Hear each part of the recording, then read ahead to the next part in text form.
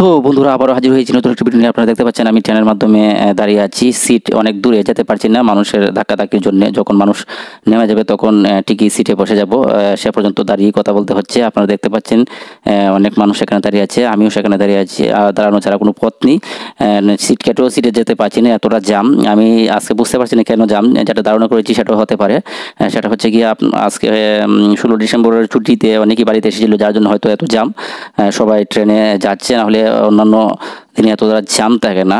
ছুটি পেয়ে যার জন্য সবাই একটা জ্যামের মাধ্যমে আটকে গিয়েছে। সো যার জন্য হচ্ছে গিয়া এই এতটা জ্যাম পেরিয়ে দাঁড়িয়ে যেতে হচ্ছে। এবং আপনাদেরকে ভিডিওতে ধারণ করলাম দেখানোর জন্য যে আসলে ট্রেনে কী পরিমাণ যানজট হয় কোনো ছুটি থাকলে, সেটার দৃশ্যটা আপনাদেরকে ধারণ করে দেখালাম। আপনারা দেখতে পাচ্ছেন আমার পিছনে কী পরিমাণ গ্যাদারিং মানুষের, আর সেখানে একজনের পাশে একজনের ধাক্কাধাক্কি করতেছে। কিন্তু করার কিছু নাই, পরিবেশটা এরকম যে আসলে এখান থেকে অন্য কোথাও যাওয়ারও কোনো পরিবেশ পরিস্থিতি নাই। যার জন্য এখানে এক জায়গায় দাঁড়িয়ে সবাই স্থিরভাবে দাঁড়িয়ে থাকতেছে এবং তার গন্তব্য যাওয়া পর্যন্ত সে এইভাবেই দাঁড়িয়ে থাকবে, কারণ হচ্ছে গিয়ে আর কোনো পথ নাই তার। এই দেখুন অবস্থা, আপনারা দেখতেই পাচ্ছেন কি দৌড়াদৌড়ি করতেছে মানুষ এপার থেকে উপরে। ট্রেন যখন থামায় তখন পরিস্থিতির বেশি সৃষ্টি হয়, কে আগে উঠবে কে পরে উঠবে।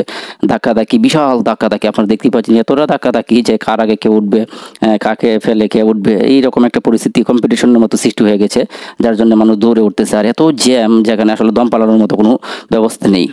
সো দর্শক আপনারা দেখতেই পাচ্ছেন আমরা ব্রেক করে চলে যাচ্ছি। রাত্রের দৃশ্য আমরা ধারণ করেছি। যে যাওয়ার সময় ছিল সিট, কিন্তু এখন সিট নাই। এখন গণহারে বসে এই ধরনের প্ল্যাটফর্ম আমি আগে কখনো বসি নাই। এটা একটা অন্যরকম আকর্ষণ, যে আকর্ষণে আসলে আমি নিজেও একটা আকর্ষিত হয়েছি এবং অনেকটা ভালো লাগতেছে যে এইভাবে আসলে ট্রেনের কামরায় এরকম পরিস্থিতি থাকে না, সবসময় সিট থাকে, শোভন সিট। আর একটা আসলে শোভন সিটি হলেও এটার সিস্টেমটা অন্যরকম, এক পাশে মহিলা এক পাশে পুরুষ এবং সারিবদ্ধভাবে সবাই যাচ্ছে। এটা একটা অন্যরকম সিচুয়েশন, নতুন ভালো লাগলো আমার কাছে। সো আপনাদের কাছে দেখে মনে হয়তো ভালো লাগছে, যেরকম আরও কাকে এই পরিস্থিতিতে পড়েছেন আমি জানি না। আমরা সর্বদা এই সিটে বসে যাই, কিন্তু এরকম সিট আমি আগে কখনো দেখি না। এটা প্রথম আমার কাছে খুবই ইন্টারেস্টিং লাগছে বিষয়টা। আসলে দেখার মতো একটা পরিবেশ, উপভোগ করার মতো পরিবেশ।